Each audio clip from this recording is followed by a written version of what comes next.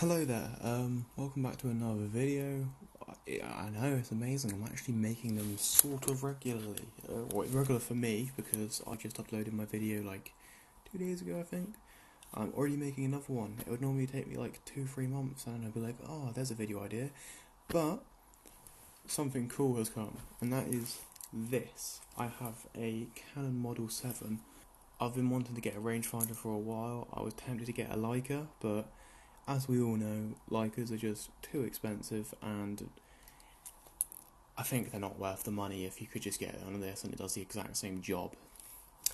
Sorry all you Leica fanboys out there, and sorry Simon, my old teacher. This video is just going to be me testing this really. Not really a review, maybe a review, I don't know. I said my last video was a review, so get fucking clickbaited. So far, this is one of the most pleasing cameras I've used. I haven't even shot any photos of it yet, but I've just the mechanisms, oh, it's so nice. On this I've got a Jupiter 8 50mm f2, and I've been very confused because I have searched it up, and everywhere I've seen it says this is an M39 mount, like a M39 LTM, like a Fred mount. But when I actually asked the seller, they said it was an L39.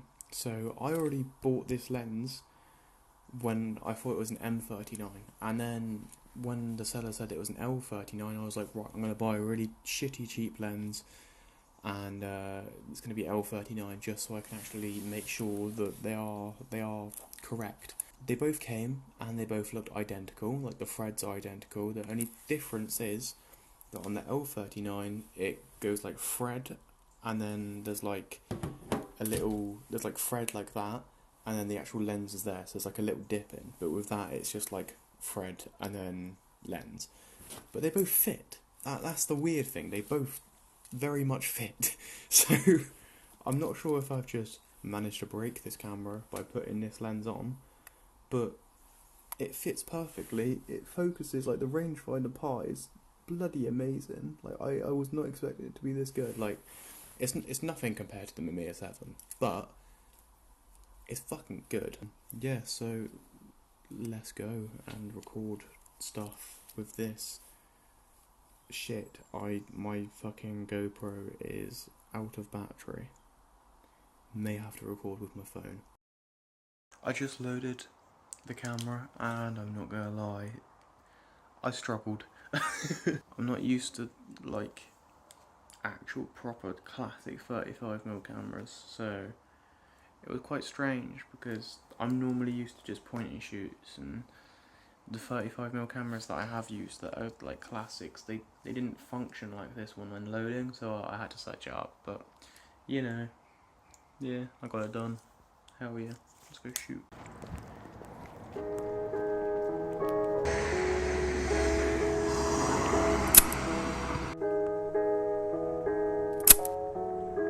One thing that is very annoying with this camera is the way it just like sags upwards. I watched a video by I think his name's Risby or Ribsby. He said it, and I was like, yeah, whatever, it's not really that bad. It's bad. It's very bad. Whenever I go out, I always walk past that van. I've always got to get a nice photo of it. I think I might have just got that. Ooh, that could be a good photo. Oh, I can't change it around.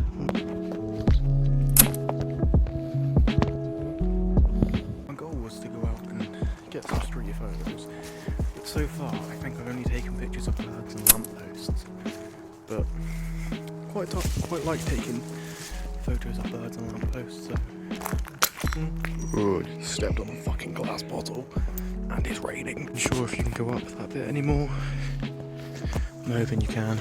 That's why I tried to go up there. I may have just fell and slipped into all this junk, and it wasn't very nice. Update: you can't go through there. It's gammy. I don't know why they put that stuff there, because that was like the easiest shortcut for everyone. So now you have to walk like half a mile just to get around, even if you can just go back there. Bought this camera. It said the light meter was working, and yeah, the needle was moving. I'm not sure how accurate it is, because I'm mainly just guessing my exposures at this point. I'm going to try and get some photos of some strangers. I'm just going to do like a nice candid sit on a corner, wait for someone to come by sort of thing.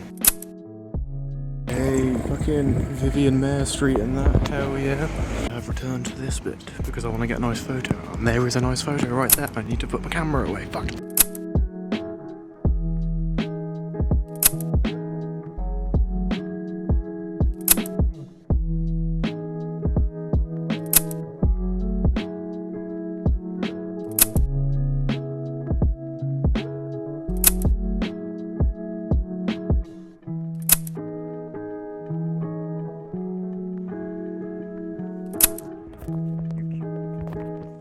Another thing that I noticed with this camera is my hands like to go into position right over the light meter.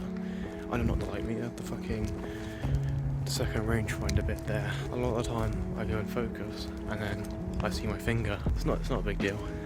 I just got quite big hands, so I'll go along. There haven't been many great photo opportunities. There's not been many street photos of people in this video. There's like street photos, but mainly of animals, because I've seen more animals than I've seen people. I almost got a nice shot of a guy back there putting his bins out, but he gave me a dirty look, so I was a bit like, okay, right, I won't take a picture of you then. I need to get past the anxiety.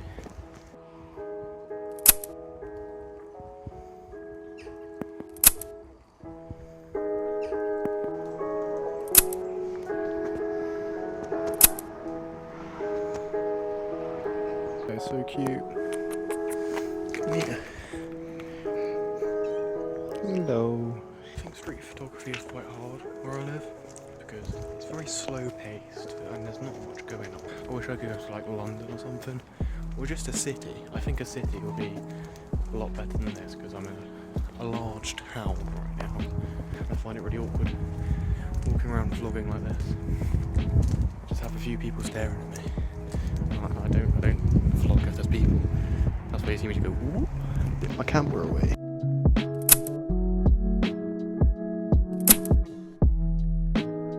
Last couple of shots might have messed up because I just tried to rewind it without putting the little rewind bit on. So hopefully my film isn't fucked. On the way home it started to fully rain. And even more luckily, this camera is not electrical at all, so we Gucci. Finally home, and I've got a giant drink because, oh my god, I'm warm. Even though it's really wet out there, it's boiling. The camera survived, and I really enjoy shooting it. It gave me confidence. It made me feel like a professional. Right, that's the thing though, with old cameras, they now get looks like, ooh, damn. But new cameras don't. I think it's just because they look so much nicer. Like, new cameras just look tacky in my opinion. They look like they're not very well built. Oh my god, my hair. I just prefer ones like that down there, and my rolly, and my little Namir 7 down there. I completely forgot his name then. I did originally record like a little voice note and say how I didn't like HP5 and how I didn't like shooting on overcast days, and that's what I've taken out of this video.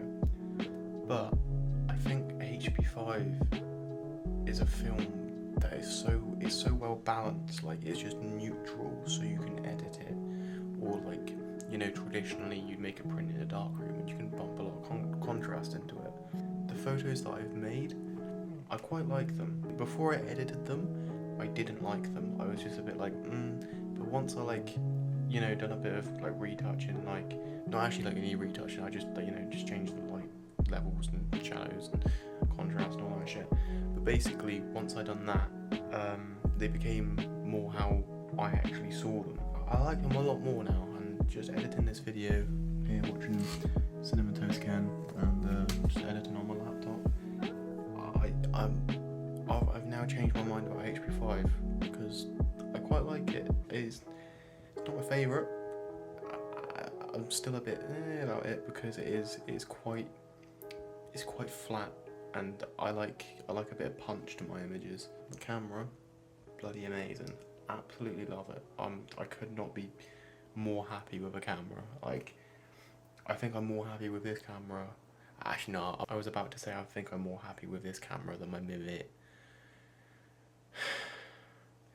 I was about to say I think I'm more happy with this camera than my Mimir 7, but that's definitely not true. I'm very happy with it, and I bloody love it. It's amazing. I've also just like almost fully shot another roll. Yeah, I quite like it. It's changing my views on street photography, because I've never done street photography with a rangefinder before, except for my Mimir 7. But I think that's a bit different to like a classic 35mm rangefinder, because it's medium format and it's slow, and you know, it's very different. I like the Canon 7. I do recommend it to anyone that wants to get a Leica or a Voigtlander or anything like that, and they just can't afford it. It's a very good alternative. I got mine under £200, so that's very good. So yeah. I just realised I forgot to do an outro on that clip. Here's my favourite photos from the roll. Thank you for watching this video. If you enjoyed, don't forget to like, comment and subscribe and all that usual YouTube stuff. And yeah, hopefully I'll see you in my next video.